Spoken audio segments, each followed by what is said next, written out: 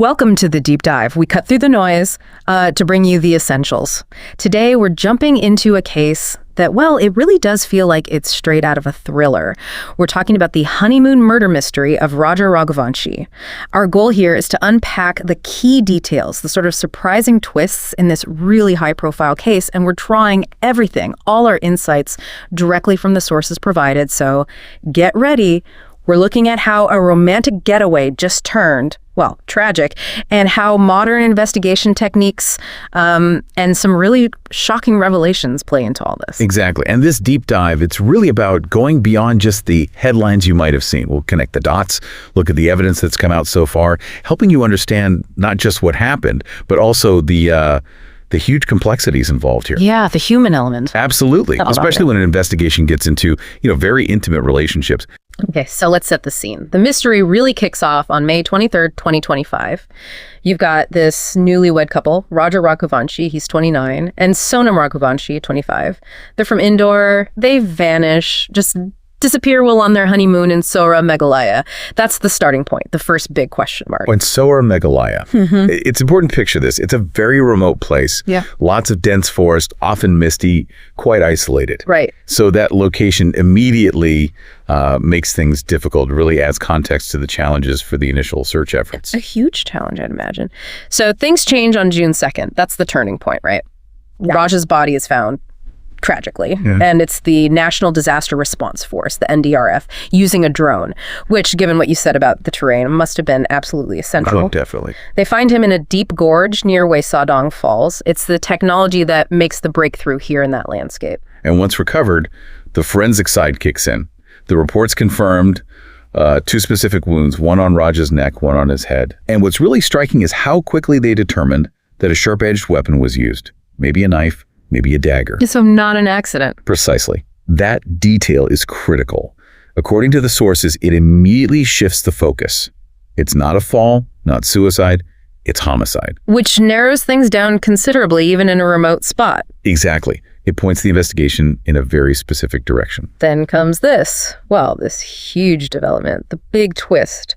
June 9th, Sonam surrenders. Yeah, but not in Meghalaya. No, in Ghazipur, UP, Uttar Pradesh, miles away. And then the very next night, the Shillong SIT, the Special Investigation Team, arrests her. Things move incredibly fast at this point. It just completely changes the narrative. That speed from finding the body to her arrest, it really does highlight how focused the investigation became. Yeah. And it leads directly to the core allegation from the police, which is that Sonam allegedly planned this whole thing. Planned the murder. Planned the murder, yes. With the help of her alleged lover, a man named Raja Kushwaha. And what's particularly chilling is the alleged involvement of hired contractors. Hired help. 3 names mentioned in the sources: Akash Rajput, Vishal Chauhan, and Anand Kurmi. They're accused of actually carrying out the act. Wow. Okay, so that suggests, premeditation is one thing, but a whole network. It points to a chilling level of planning, doesn't it? Yeah. And involving multiple parties. So what are the sources saying about how these contractors fit in? What were their alleged roles? How did the police even connect them? Well, the allegation is that they were the ones tasked with the physical act itself, and that they were paid for it.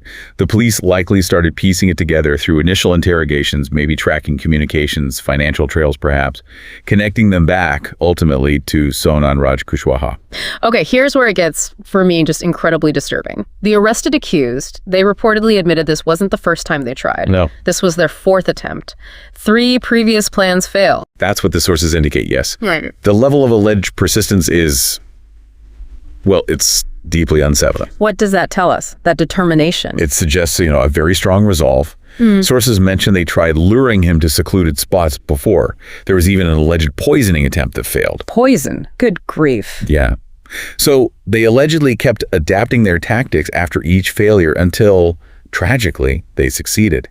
And the investigation also points to Sonam's alleged direct role in the planning. How so? Taking her husband's earned chain, for instance, and the payments. Initially, allegedly, 15,000 rupees paid to the contractors. Okay, like a down payment. Perhaps, but then it escalated significantly. The total amount mentioned is 20 lakh. 20 lakh rupees, that's a substantial amount of money. It is, and it raises serious questions about the motive, doesn't it? Was it financial desperation or something else driving this alleged plot. Right. So the police need evidence to back all this up. There was a significant recovery, wasn't there? Yes, a key step. Meghalaya Police went to Ratlam in Madhya Pradesh, MP. And from a flat belonging to someone named Salome James, they recovered jewelry belonging to Raj and Sonam. Also a laptop, a pen drive, other documents. So digital footprints potentially and personal items, crucial physical evidence. Absolutely. Building that comprehensive picture for the case. And legally, where do things stand right now? Currently, all 5 accused Sonam, her alleged lover Raj Kushwaha, and the 3 alleged contractors, they've all been sent back to Shillong. The High Court granted the SIT an 8-day police remand for detailed interrogation. Okay, an 8-day remand. What does that actually mean for the investigation? Why is that period so important? It's absolutely critical. Police remand gives investigators extended focused time. They can conduct thorough questioning, cross-reference stories, retrace steps, try to break down alibis. It's often when they dig for those finer details, maybe uncover more evidence or get clearer confessions, it can lead to major breakthroughs. So they'd be pushing for specifics during this time, like exact timelines, communication records. Exactly. Confirming who did what, when, tracing the money, definitely, understanding the planning of those alleged failed attempts in more detail, trying to get the full corroborated story of the alleged conspiracy. But despite all this, the clear why, the motive, that's still not fully established. It seems to be still under active investigation, yes. The police are looking at everything. Like what are the sources hinting at? Love, greed, something else? Well, the financial angle with those large sums of money is obviously a major focus, as the sources suggest. There's also been mention, reportedly from some family members, of potential pre-existing issues in the marriage, discord. Okay. So they're exploring all possibilities. Yeah. Romance gone wrong, financial gain, maybe a combination, or deeper personal issues. And linking this back, it's really important to see how modern policing works here. They're using everything available, detailed analysis of CCTV footage. Digital forensics is huge. Phone records, online stuff. Precisely. Phone records, any online activity, financial transactions. They're meticulously trying to piece together the narrative from all these digital and physical clues. And there's pressure from the victim's family too, right? Raja's brother. Yes, Vipin Raghuvanshi, Raja's elder brother. He's publicly called for a narco-analysis test on Sonam's family. Narco-analysis, that's the so-called truth serum. Controversial, but used sometimes. It is controversial, and its admissibility in court varies. But it shows the family's desperation for answers. And they want strict punishment, understandably. Yes, they're calling for severe consequences for everyone involved. It's just quite a story. You have this honeymoon meant to be romantic, turning into this dark, complex mystery, then these shocking allegations of a premeditated plot, multiple attempts. It really underscores the complexities of human relationships, doesn't it? It certainly does. And the alleged lengths people might go to. So, as we wrap up this deep dive, maybe something for you, the listener, to think about. Well, we've talked a lot about technology, drones, digital forensics, CCTV. Yeah, they're critical tools in modern investigations. Definitely. But here's the thought.